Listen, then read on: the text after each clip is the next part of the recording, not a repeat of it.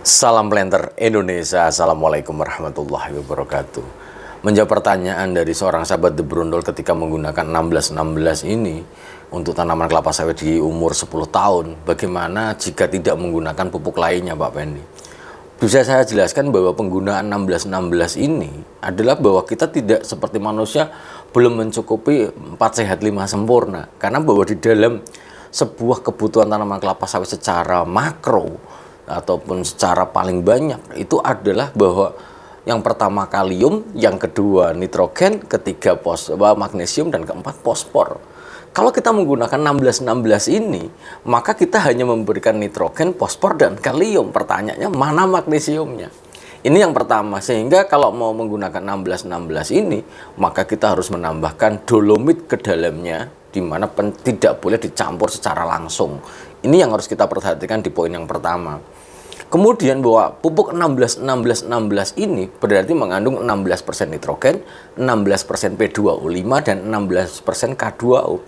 Di mana bahwa pupuk ini sebenarnya tidak direkomendasikan untuk tanaman yang sudah menghasilkan. Artinya bahwa mau menghasilkan untuk yang bawa tanaman yang sudah produksi, maka jangan menggunakan ini. Kenapa? Karena bahwa kita akan mubazir saja. Kita tanaman kelapa sawit menyerap unsur hara dengan jumlah yang tidak sama. 16-16-16 ini 16-16 ini adalah pupuk yang biasa digunakan untuk hortikultura dengan kebutuhan unsur hara yang seimbang. Sementara untuk kelapa sawit serapannya tidak seperti ini. Jadi bagaimana langkahnya? Yang pertama tadi ditambahkan dengan menggunakan dolomit, dan yang kedua adalah ditambahkan dengan adanya kalium yang dibutuhkan tanaman dalam jumlah yang relatif banyak. Sehingga kalau menggunakan 16-16-16 ini, kita bisa menambahkan kalium dengan menggunakan pupuk KCl ke dalamnya, supaya produktivitas akan bagus. Karena serapan unsur hara oleh tandan buah segar itu paling banyak adalah kalium.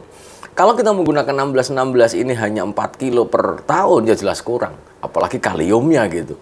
Kalau toh menggunakan 7 kilo, ini juga harus ada penambahan KCl sebagai sumber kaliumnya, di mana bahwa penambahannya bisa menggunakan kita samakan dengan menggunakan seperti Ponska subsidi, di mana kandungan kaliumnya bisa kita tambah dengan menggunakan 1/4 kilo per 1 kilogram NPK 16-16 ini. Jika tidak, ya maka lama-lama kita hanya memproduksi daun tanpa memproduksi buah yang secara optimal. Itu yang mungkin dapat saya jelaskan pada kesempatan di malam hari ini. Terima kasih. Salam Planter Indonesia. Assalamualaikum warahmatullahi wabarakatuh.